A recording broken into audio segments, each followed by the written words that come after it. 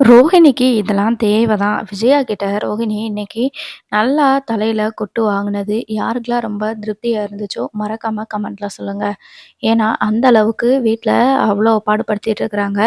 விஜயாவுக்கு நேத்து அ ஒரு டேப்லெட் போட்டு குடுத்து, அவங்கள தூங்க வச்சிரலாம் அப்படின்னு சொல்லிட்டு நெனச்சாங்க. ஆனா, இந்த மகேஸ்வரி என்ன பண்ணிட்டாங்க அப்படின்னா, விட்டமின் டேப்லெட் குடுத்துட்டாங்க. ஸோ, அதனால இப்போ அ நம்ம விஜயாவுக்கு வந்து தூக்கம் வராது. ஆனா, நல்லா எனர்ஜெட்டிக்கா இருப்பாங்க அப்படின்னு சொல்லிட்டு, என்ன பண்ணாங்கன்னா ரோகிணிய பூஜை ரூம்ல கூப்பிட்டு உட்கார வச்சு, "உன்னால தான் இதெல்லாம் நடந்துச்சு" அப்படின்னு சொல்லிட்டு, ரோகிணி தலையிலேயே கொட்டு வச்சுட்டே இருந்தாங்க. அதுக்கப்புறமா நம்ம மனோஜ் வந்து முத்துக்கிட்ட கேட்பாங்க, "ஏதாவது சொல்லி நிறுத்து.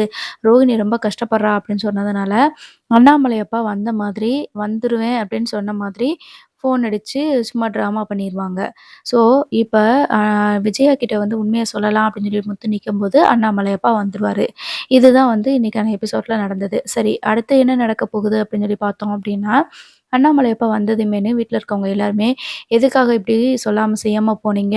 இப்படிலாம் போகாதீங்கப்பா" அப்படின்னு சொல்லிட்டு முத்துலருந்து எல்லாருமே சொல்றாங்க. விஜயா இருந்துட்டு, "நீங்க மட்டும் போனா எப்படிங்க? என்னைய இப்படி அம்போன்னு விட்டுட்டு இப்படி போவீங்களா? சொல்லுங்க. நானும் உங்க கூடவே வந்துருவேன். இனிமேல்லாம் இப்படி என்னைய தனியா விட்டுட்டு போகாதீங்க. நீங்க போறதா இருந்தா என்னையும் சேர்த்து கூட்டிட்டு போங்க" அப்படின்னு சொல்லிட்டு அவங்களும் அழுதுட்டுருக்காங்க. இப்படி இந்த சீன் நடந்துட்டுருக்கும்போது, மனோஜுக்கு கடன் கொடுத்த அந்த ஆள் இருக்கார் இல்லையா? அவர் வந்து வராரு. ஸோ வந்துட்டு, இவரால தான் "இவன் எதுக்கு இப்ப இவன் உள்ள வந்தான்?" அப்படின்னு சொல்லிட்டு முத்து வந்து கோவமா அடிக்கிறதுக்காக போறாங்க. அப்ப அண்ணாமலை அப்பா இருந்துட்டு, "கொஞ்சம் அமைதியா இருடா" அப்படின்னு சொல்லிட்டு சொல்லும்போது, நம்ம மனோஜ் இருந்துட்டு என்ன பண்றான் அப்படின்னா, சார் இன்னும் கொஞ்சம் டைம் குடுங்க சார். கண்டிப்பா நான் வந்து பணத்த குடுத்துருவேன். அதுக்கு தகுந்த மாரி தான் ரெடி பண்ணிட்டுருக்கேன்." அப்படின்ற மாரி சொல்றாங்க. ஸோ ஒரு அதிர்ச்சியான ஒரு எமோஷனலான ஒரு சீன்ஸ் தான் போகப்போது. அதுக்கப்புறமா, "இல்ல நீங்க பணத்த தர வேண்டியதில்ல.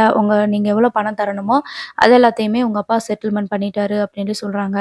சொன்னதுமே வீட்ல இருக்கவங்க எல்லாருமே அதிர்ச்சியா அண்ணாமலை அப்பாவ பார்க்குறாங்க. "உங்க அப்பா கிட்ட இருந்து சைன் வாங்கிட்டு போன இந்த அக்ரீமெண்ட் டாக்குமெண்ட்ட குடுக்குறதுக்காக தான் வந்தேன்.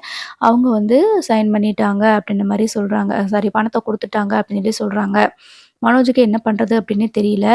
சரின்னு அந்த ஆளு கொண்டு வந்த அக்ரீமெண்ட்ட வாங்கி அண்ணாமலை அப்பா வந்து கையில குடுக்குறாங்க. அந்த அக்ரீமெண்ட்ட வாங்கி அண்ணாமலை அப்பா வச்சுக்கிறாங்க. ஸோ அதுக்கப்புறமா, "எப்படிங்க எப்படிங்க நீங்க ரூ. 30,00,000 குடுத்தீங்க?" அப்படின்னு சொல்லிட்டு விஜயா வந்து கேட்குறாங்க. என்ன பண்றது? என்னதான் இருந்தாலும், அவன் அறிவு கெட்டத்தனமா பண்ணாலும், அவன் என் என் பையனாச்சுல. அவனுக்குன்னு ஒரு பிரச்சனை வரும்போது, என்னால சும்மா எப்படி இருக்க முடியும்? அப்படின்னு சொல்லி சொல்றாங்க. உடனே முத்து இருந்துட்டு, "நீ ஏன்பா இவ்வளோ கஷ்டப்பட்டுட்டு இருக்க? பணத்துக்கு என்னப்பா பண்ண? நீ எங்கப்பா போய் கேட்ட?" அப்படின்ற மாரி சொல்றாங்க. "பாரு நேத்து முழுக்க உனக்காக பணத்த தேடி தான் அலைஞ்சிருக்காருங்க அப்பா" அப்படின்னு சொல்லிட்டு விஜயா வந்து சொல்றாங்க. மனோஜ் இருந்துட்டு, "ரொம்ப தேங்க்ஸ்ப்பா. நான் என்னென்னமோ பேசிட்டேன். என்னைய மன்னிச்சிடுங்கப்பா. நம்ம குடும்பத்தில இருக்கிறவங்க யாருக்கும் எந்த பிரச்சனையும் வந்துறக்கூடாது அப்படின்னு நெனச்சு தான்ப்பா நான் அப்படி நெனச்சேன். இவ ஆர்டர் வாங்கி குடுத்தேன்னு சொல்லி சொன்னா. அதனால தான் இந்த மாரிலாம் பண்ணிட்டேன்." அப்படின்ற மாரி சொல்றாங்க. "நீ ரொம்பலாம் எதுவும் ஒண்ணும் யோசிக்க வேண்டாம். விடு. இனிமே கொஞ்சம் புத்தியா நடந்துக்கோ. எந்த ஒரு விஷயமும் நம்ம பிசினஸ் பண்ணும்போது படிப்படியா தான் முன்னேறணும்னு நெனைக்கணும். ஒரு உனக்கு அந்த அபார்ட்மெண்ட்ல ஆர்டர் வந்தது பிரச்சனை கிடையாது. ரோகிணி இப்படிலாம் நடக்கும்னு நெனச்சா, அந்த ஆர்டர உனக்கு வாங்கி குடுத்துருப்பா சொல்லு. ரூ. 10,00,000 அட்வான்ஸும் வாங்குனேல்ல. அப்போ அ இவங்க ஒரு வேள ரோகிணி வந்து வாங்கி குடுக்கல அப்படின்னா, அந்த ஆர்டர் உனக்கு வந்து கிடைச்சிருக்காது. வேற யாருக்காவது தான் போயிருக்கும். இப்ப அவங்களுக்கு வந்து உடம்புக்கு சரியில்லாம, அந்த உனக்கு ஆர்டர் குடுத்த இந்த கலா மேடத்துக்கு இப்படிலாம் ஆகும் அப்படின்னு ரோகிணிக்கு தெரியுமா?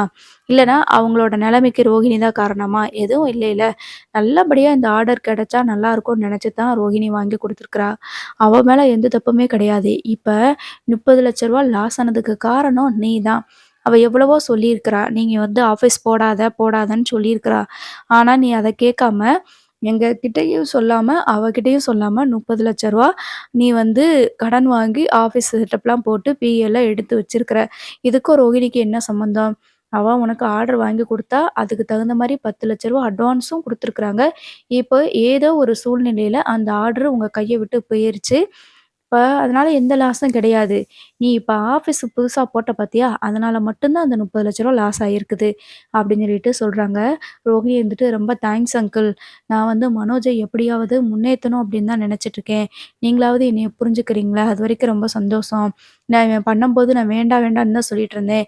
இவர் கடன் வாங்கி ஆஃபீஸ் போடுறதுக்கெல்லாம் வேணான்னு சொன்னேன். அது மட்டும் இல்லாம எனக்கே தெரியாம தான் பிஏ எல்லாம் அப்பாயின்ட்மென்ட் பண்ணி ஆஃபீஸ்லாம் செட்டப்லாம் போட்டாரு அங்கிள். நான் வந்து நல்ல விதமா தான் ஆர்டர் வாங்கி குடுத்தேன்.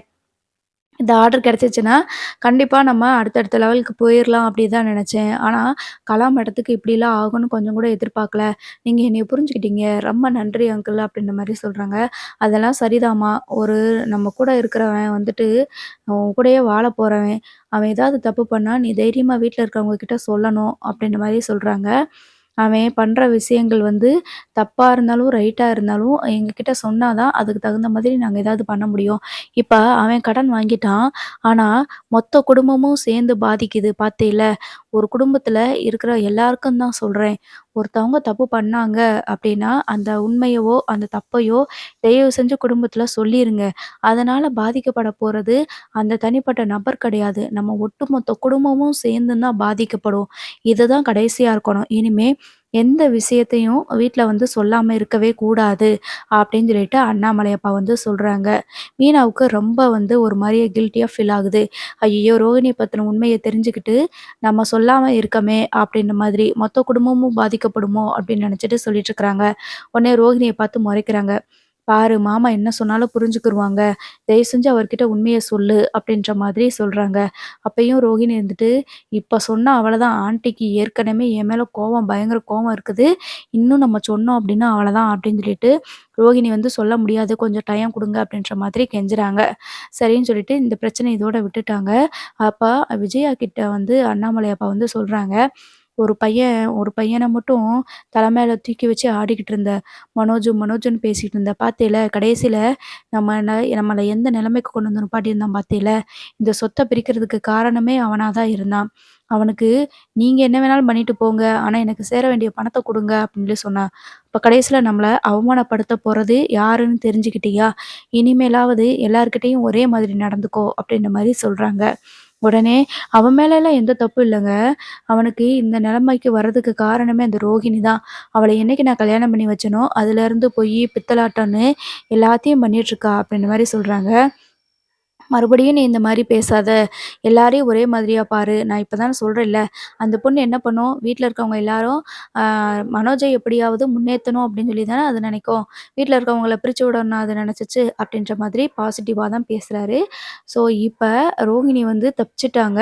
இருந்தாலும் இனிமே விஜயா வந்து ரோகிணிய தல மேல தூக்கி வச்சு ஆட மாட்டாங்க. அதுக்கப்புறமா விஜயா கேட்குறாங்க அண்ணாமலை அப்பா கிட்ட, "எப்படி இந்த பணத்த நீங்க ரெடி பண்ணீங்க? ரூ. 30,00,000 எப்படி கட்டுனீங்க?" அப்படின்னு சொல்லிட்டு கேட்குறாங்க. இல்ல நான் வேலை பார்க்கும்போது, எனக்குன்னு வந்த பணம், அப்புறம் நான் வேலை பார்க்கும்போது கொஞ்சம் கொஞ்சமா வந்து பணத்த சேர்த்து வச்சிருந்தேன். அந்த பணத்த வாங்கி வச்சு தான் ஒரு இடம் வாங்கி போட்டிருந்தேன். அந்த இடத்த தான் இப்ப நான் வித்துட்டேன். அப்படின்னு சொல்லி சொல்றாங்க. "என்னங்க சொல்றீங்க? அது நீங்க ஆசை ஆசையா வாங்கி போட்ட இடம்ல" அப்படின்னு சொல்லி சொல்றாங்க. "பிள்ளைக கடன்ல இருக்கும்போது அது நமக்கு எதுக்கு? சம்பாரிச்சு கட்டிக்கிறட்டும் அப்படின்னு சொல்லி தான் நான் போட்டுட்டேன். மத்த பசங்க மேல எனக்கு நம்பிக்கை இருக்குது" அப்படின்ற மாதிரி அண்ணாமலை அப்பா சொல்றாங்க. அந்த இடத்த அந்த வட்டிக்காரனுக்கு எழுதி குடுத்துட்டேன்னு சொல்றாங்க.